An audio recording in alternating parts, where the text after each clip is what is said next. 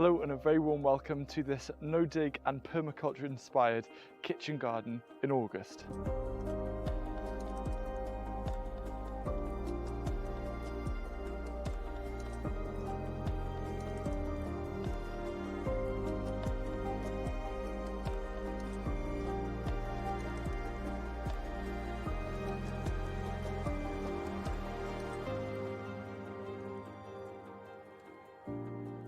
Really quick before we get into the garden tour, I wanted to tell you about a product I really love, and it's these Vigo Garden raised beds. So obviously, you know, I'm a huge fan of raised beds. This whole garden primarily consists of raised beds.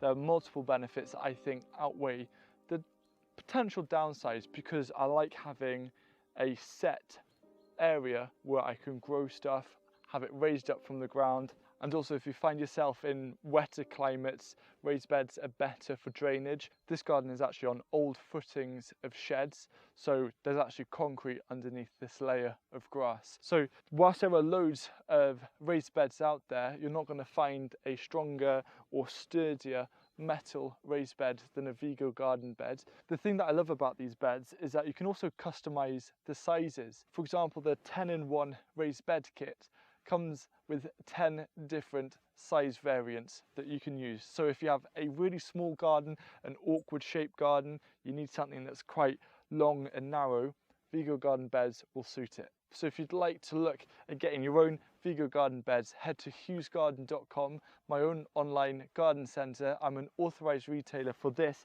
and many other gardening brands. All of the products I've hand selected to be suitable for anyone wanting to grow food. So I've actually been away from the garden for a week or two working on the various projects, and when I walked through this morning I felt a real sense of autumn in the air. It's nice and crisp, probably because it's an early morning as well, but the leaves are starting to change colour. It's feeling very still. It's very reminiscent of September, which is just around the corner.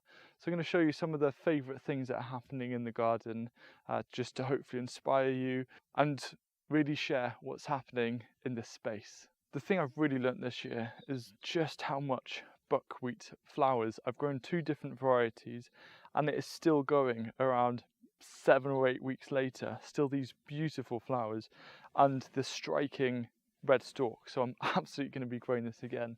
Another thing that I think is really quite wonderful is these are chocolate sunflowers that look really cool. Perhaps I'll interplant some more bright sunny looking sunflowers, but I love the darkness of these.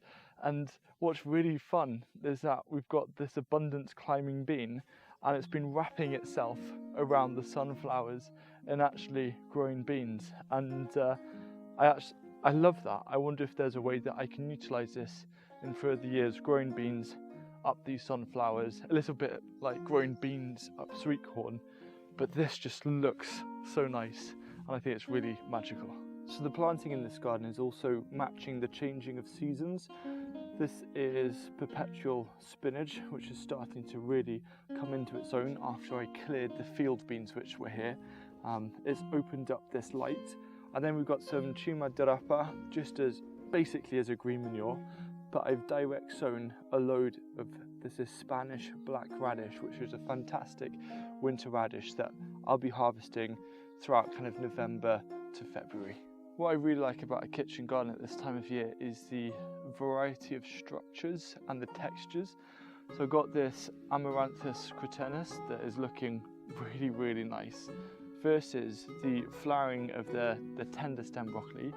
And then I've got this fennel and also this ochre. And each one is completely different. We've also got different colours happening here, but they're all food crops and they look really nice. And one thing that I'm really looking forward to doing next year is experimenting with some edible ornamental borders. This bed here has turned quite wild. I like how it looks, however I am going to actually clear much of this just to get some extra plantings. It's now turning, for me, to the final week or two of putting any new plants, either sowings or transplants, outside into the garden. I will be using more coverings this year, for example growing under cold frames to get more winter salads that are fresh, that don't have to be from the polytunnel. I really like how this bed has been for both pollinators but also for flavour and for the eyes.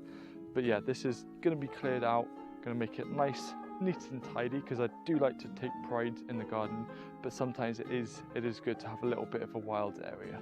This corner here brings me some mixed emotions. You'll probably see that these beans don't look very healthy, and I was wondering, why on earth do they look like this? And I had no idea. I thought maybe it was just the drought, because I can say officially we had a drought after the studies were published. But what's actually happened is something's gone at the bottom of the plant and actually just pulled the whole root ball out, and they've basically dehydrated to a crisp. So I've tried to stick them back in, but they haven't really recovered. That's a bit of a pain. But on the plus side, it looks like here I'm actually going to have my first ever crop of outdoor cucumbers. This year I thought, you know what, why am I not doing it? Give it a go. Market more is the one to go for. It's looking really, really good. I can see some decent sized cucumbers. And also in this patch, I definitely grew the biggest cauliflower I'd ever grown before. So that was a nice little tick for the season. This is my kale patch, and compared to other years, it's much smaller because I never get around to eating enough kale, but I can very easily get caught with planting too much just because it looks nice. And it does look nice, don't get me wrong. I mean, the leaves of this red kale in the morning is absolutely beautiful, but this half bed is going to be more than enough. 3 different varieties, they're all looking nice, strong and healthy. We also had some spare pak choy seedlings that I've put in the back, and those are also looking really nice, probably ready to harvest in about a week or 2. And I've also got this championing kind of coriander that grew itself, and it's nice to still have these fresh coriander leaves. It's going to be one of actually my key sowings in polytunnels in September. This patch here was where I grew the really nice fennel. That's all been harvested, and I've put in some more fennel seedlings with the hope that we might get, even if it's a smaller crop, a certain crop of fennel kind of towards the end of autumn. And I've also stuck in a load of radish. Radish is one of the key crops now to plant. Now, I do like fresh radish, but where I think radish really wins is in certain types of preserving and fermentation, and that's kind of going to be the key goal for most of the radish that I sow and plant over the next couple of weeks. This bed has seen quite a lot of change over the year. The beetroot, it's been a fantastic year for beetroot. This is golden beetroot and it's been producing so well, some massive roots in there. Then here where we were growing Celtis, that was removed, used as a mulch material, and now I've sown some buckwheat as a little bit of a green manure. A chicken came in and scratched up half of it, so we had to do a bit of a re-sowing. Proves that chickens aren't the most suitable for a kitchen garden because they scratch a lot, but that's absolutely okay. It's looking really nice. And then these leeks, I mean, the colour of these leeks, it's like a, I can't even describe it. It's almost like grey. It's not green. It's like a blue, grey, really striking colour, especially on a dull day like this. It seems to really complement a morning, and I think it looks amazing. And then towards the back is the purple sprouting broccoli for next spring. The outdoor crop of corn is looking nice and strong. It's starting to produce some nice looking cobs, but I'll only know really how well they do in probably 2 or 3 weeks time, but I'm remaining optimistic. I think in this kind of season you have to be optimistic during really challenging weather events, and I think that for the whole part I do feel like the garden's really thrived this year. But it would be a really nice cherry on the top to have a nice successful outdoor sweet corn crop, because just like the cucumbers, I've never grown them outdoors before, but I'm trying to be a little bit more brave and push outside of my comfort zone, and we'll see if that will be rewarded or not. This is a Welsh runner bean variety, Rhondda Black. It's something I've wanted to grow for many seasons now. Finally have the seeds, and I'm gonna harvest this one. You can kind of see the nice length to this runner bean, but for the most part I'm going to try and save as much seed as possible. Runner beans are one of the easiest crops actually to save seed from, so I'm going to save most of these as seed and grow a lot more next year, hopefully a nice long row of them. But they taste really nice, they look nice, and it'll just be nice to have my own seed stock and maybe share it around with some friends. It's been a really good year for dwarf French beans. I did a video speaking about how useful they are as a crop, and even all of the ones that I've sown after that video, they're all starting to crop and produce now. And just a little example where very easy you can get carried away with how big things grow. These leeks were planted, I thought they had plenty of space. They're being a little bit swamped. It's turning into a jungle. No matter how much you try and keep on top with the squash harvest, it seems like when you look away, even for like 10 minutes, 10-15 minutes, you get another big monster. My feeling now, I think, in terms of trying to deal with all the gluts, is actually making some big batches of courgette soup or zucchini soup. I think it's a really nice soup. I really rate it. So if I can make a load of batches and freeze it for winter, I think that's my key strategy to try and deal with all of these. So this is where we had the big hedge of calendula, but that got some kind of powdery mildew. It's been quite a big problem actually for a lot of gardeners this year because of how dry it's been. But I wanted to highlight that I just cut it out and I've transplanted a bunch of beetroot and radish. But the main thing I want to highlight is just how beautiful amaranth is. I know I've already mentioned it in this video, but that's just a few plants right at the very corner of the bed, and it lifts this whole side of the garden. So moving forward, I know next year I want to add more pockets of amaranth in and around the garden, just because you turn the corner and your first thought is, what is that? What is that beautiful colour? I love it. This is a perennial fennel as a herb. The structure it adds to the garden is amazing. It's loved by pollinators. So this little bed here didn't actually exist last year. I was bored over winter and I thought I just need to create a little bit of extra growing space. Had some spare bits of wood and I built this. And I think after being inspired so much by the dedicated herb garden at our other site, Dan Ronen, I've decided that over autumn and winter I'm going to plant this up with a load of different perennial herbs just to enjoy the amazing colours that they provide this time of year. So inside the solar tunnel, this area here I'm actually going to start keeping quite clear, because in the solar tunnel but also the polycrub there is a lot of space that will soon be available.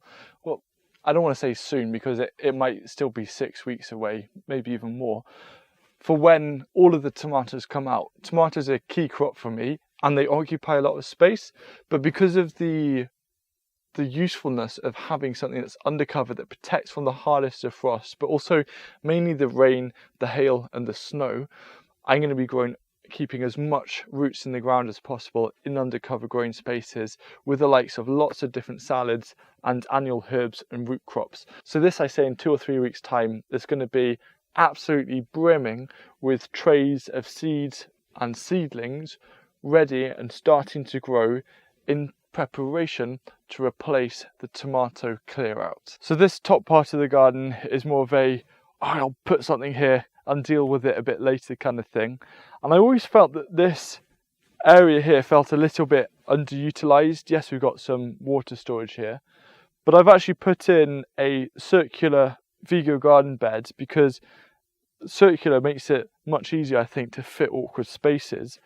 And you wouldn't even know that there's a bed in here because of all this growth. We've got some more of these sunflowers coming through, which look really, really nice. Obviously, runner beans. We've got some dwarf beans below here, some ochre, and I've also got spaghetti squash that's growing behind me and around. And I had a little check, and there's some really nice looking fruits. The plant is looking really healthy, and it's really kind of lifted this corner. It's turned it from a patch of weeds into more harvest, more food, extra productivity. It's been a bit of a funny year for tomatoes, to be completely honest with you, because it's actually been so hot. It's almost been too hot for their optimum growth in here in the double insulated polycrub. I'm absolutely okay with that because part of the reason was forgetting to open the doors one of the days, which actually killed off the tops of the tomato plants. So that was a hard lesson learned. I think it would have been slightly different had that not happened. But since coming back, I've actually seen that a lot more tomatoes have finally started changing colour. A lot of hope. This is still, for us, very early in terms of the main tomato supply. September is usually where it's at, but I'm looking forward to just continuously snacking on these for as many weeks as I can possibly cram in. One thing that's been a big success this year is actually a bit of succession planting with cucumbers. So the ones to the right of me are just starting to finish, but these are working so well. We're using the Charles Dowding method of pruning them. They're looking really healthy. Look how nice these cucumbers are looking. One of the key things now is firstly to prune these cucumbers, but actually also to start pruning all of the tomatoes quite heavily, because it's heading towards, well, it is the end of summer. There is now getting a risk of certain diseases to really come in and take hold. So the priority now is to start, wherever possible, opening space for airflow and allowing that good airflow, so it's going to be much harder and less inviting for diseases to take hold and take over these really precious crops. There's something really special about this time of year. Yes, it's a little bit of a bittersweet moment with the summer kind of rolling to an end, but I just start, to be really honest with you, I get really excited about autumn and winter, a whole different category of harvest, but also to know that I can put in, I've got all that time to put in as much work as possible for next year's growing season. And I really love it. I feel like it's a different kind of energy. I'm feeling energized by it. But right now I'm going to go and do a nice big harvest because there's a lot of food in here. And I look forward to seeing you again next week, where there's actually a special announcement, something that you're not going to be expecting.